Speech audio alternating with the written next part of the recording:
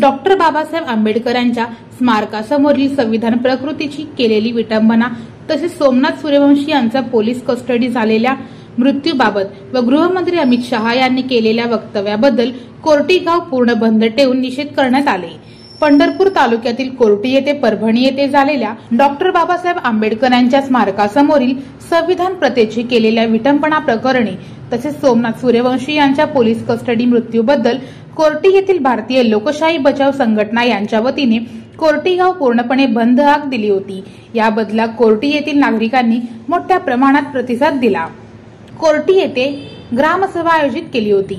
या ग्रामसभेमध्ये भारतीय लोकशाही बचाव संघटना यांच्या वतीने ग्रामसभेमध्ये अर्ज केला होता। या अर्जावर सर्वानुमते 8 ठराव मंजूर करून कोर्टी गाव सकाळी 8 ते दुपारी 2 पर्यंत पूर्णपणे बंद ठेवावे असा ठराव मंजूर करण्यात आला होता।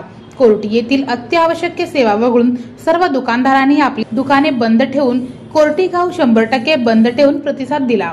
कोर्टी गाव बंद यशस्वी होण्यासाठी कोर्टीचे माजी सरपंच, सर्व ग्रामपंचायत सदस्य व भारतीय लोकशाही बचाव संघटनेचे अध्यक्ष, उपाध्यक्ष व कार्यकर्ते मोठ्या संख्येने उपस्थित होते।